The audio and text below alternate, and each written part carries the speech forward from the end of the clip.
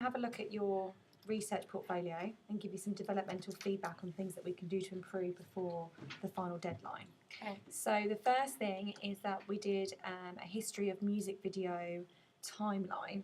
Now your timeline, is that going to open for us?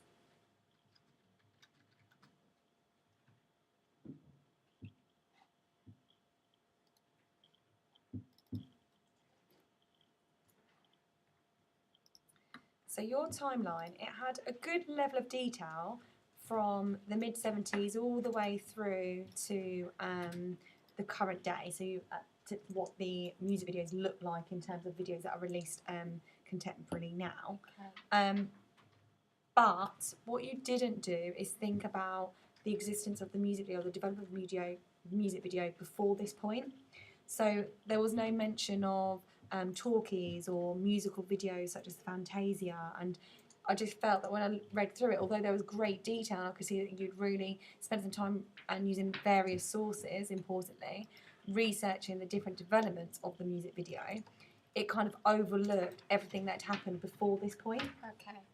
When we did the activity in class, when you organised the flashcards, and we looked at right from the birth of the music video up to this point that you're discussing here and then beyond, did you think, oh, I didn't...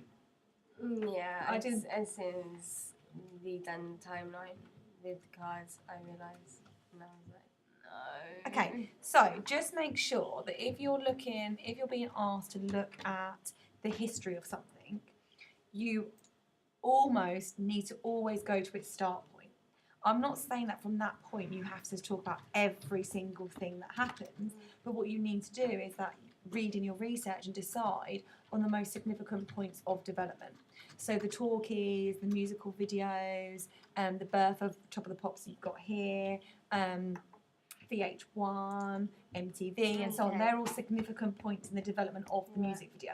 So it would have been nice to see in your timeline that you had those points of development before we got to the birth of Top of the Pops. Okay? Your essay, which I'll just load up.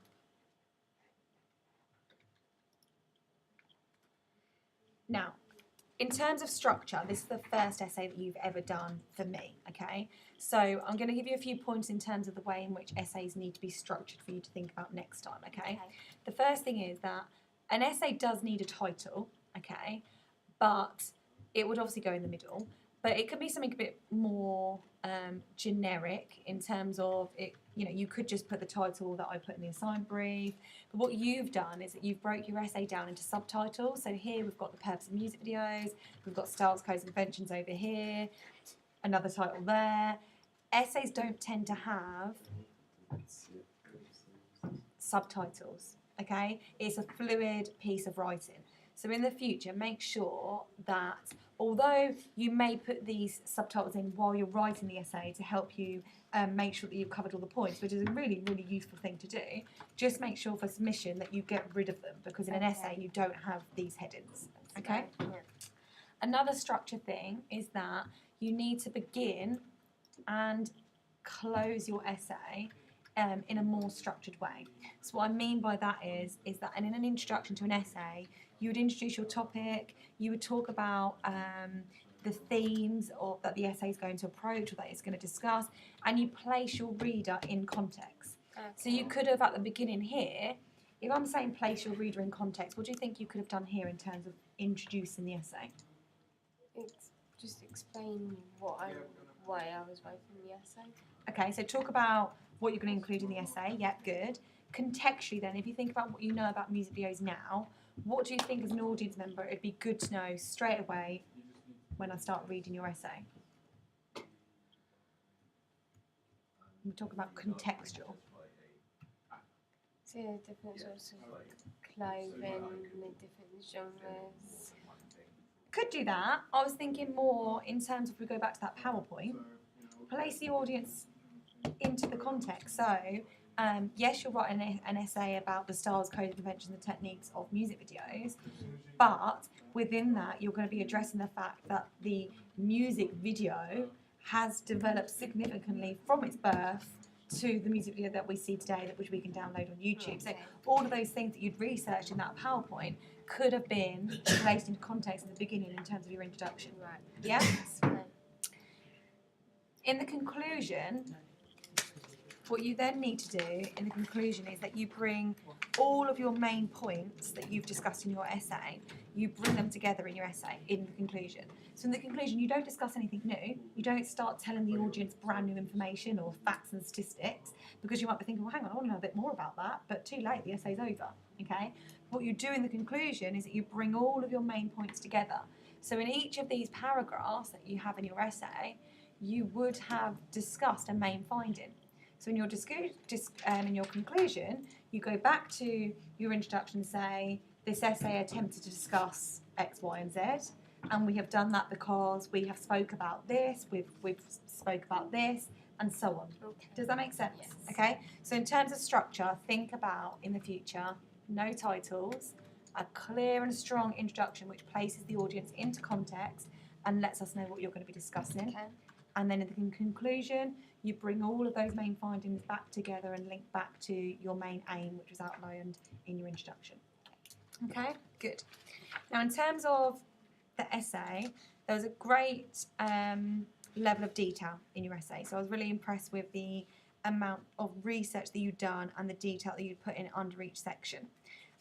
So in the first section, when you're talking about the purpose of music video, you tried, as you listed the different purposes, to put in the specific examples to support the points that you were making. I just felt that on occasion, so for example here, the purpose of music videos have changed over time by having the release of TV, YouTube and iTunes. That would have been a great opportunity to do what? Explain it a bit more so give more depth of detail. Good, so just explain all of those things that you found out in your timeline, put those details in there, so which would help you then go into more of a discussion here as to how and why the purposes of music videos have changed and developed over time. Okay. Okay, so that would have helped you put a bit more context in. Again, try to avoid this listing structure. Okay, if these are examples are important, okay, which they are because you're telling me that there's different types of music video and providing me an example of each. Okay, but what don't you do? So let's look here, performance based, and then you give me the example there of Atif Aslam. What doesn't that do? It doesn't help the audience understand. We have to have it explained a bit more to understand. Good. You don't tell me what a performance-based music video is. You don't tell me what a narrative is, what a conceptual is, okay? Yes, I know, okay, but you need to show me that you know. So if it's vital to have the fact that there's so many different styles of music video and the list, it would have been useful to have a description as to what these types of music video are, and then you've got the examples then to support the points that you're making, okay?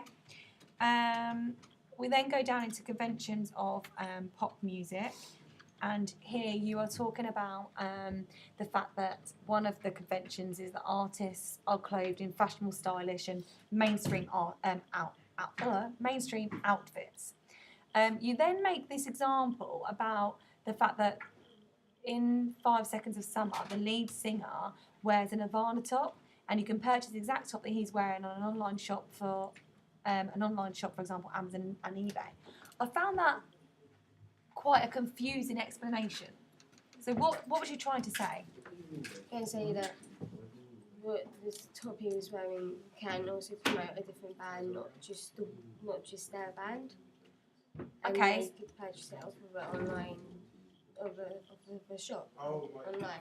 Because what I felt here is that you were saying that artists wear mainstream clothes, obviously because pop is mainstream, so it links to their target audience. Yeah. So maybe here, I think what you're trying to say is that the clothes they're wearing are accessible for the audience to buy, and they fit within the mainstream audience needs to wear those clothes, but also within price range and the types of outlets that the mainstream audience would go to. Okay. Yeah? Yeah. The rest of this section was really detailed. I had a clear explanation of the convention of pop, and then a really nice example to support the points that you was making. So that was really, really good.